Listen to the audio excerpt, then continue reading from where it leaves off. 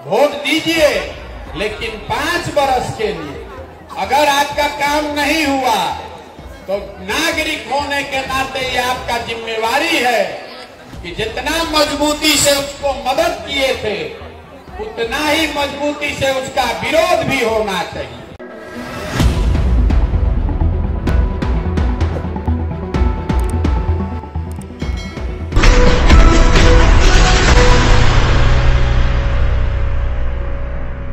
लोकसभा चुनाव 2024 में बिहार के 400 लोकसभा सीट पर अगर किसी व्यक्ति या पार्टी की विशेष नजर है तो वो ना तो मोदी जी हैं और ना ही नीतीश कुमार या लालू यादव, बल्कि वो political game changer Jan Suraaj के साथ कदम मिलाकर पूरे बिहार की पदयात्रा करने वाले प्रशांत किशोर हैं। ये वही प्रशांत किशोर हैं जिन्हें हम पीके के नाम से भी जानते हैं।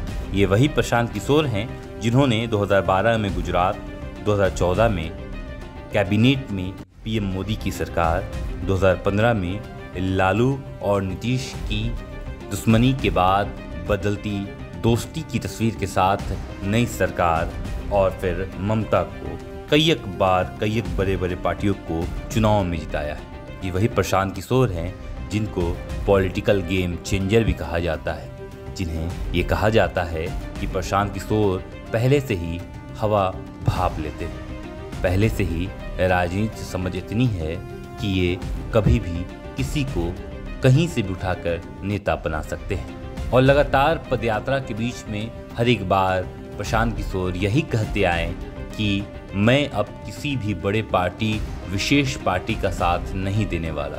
मैंने सभी को सभी कुछ दे दिया। अब मैं वापस अपने आम आदमी के पास आ चुका हूँ, आम जनताओं के बीच आ चुका हूँ। अब मैं अगर मोदी जी को पीएम मोदी जी बना सकता हूँ, मैं नीतीश कुमार को सीएम नीतीश कुमार बना सकता हूँ, मैं तेजस्वी यादव को डिप्टी सीएम बना सकता हूँ, तो मैं आम जनताओं को उनका हक दिला के रहूँगा। वोट दीजिए, लेकिन 5 वर्ष के लिए।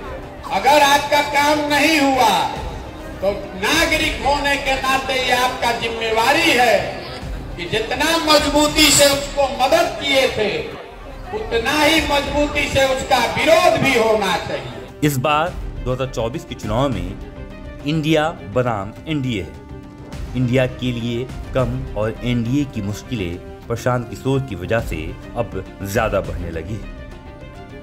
उन्होंने अपने सोशल मीडिया की ऑफिशियल पेज से मोदी की गारंटी पर इतने सवाल खड़े कर दिए हैं कि अब बिहार की आम जनता भी अपने सांसद से सवाल पूछने से नहीं घबरा रही है।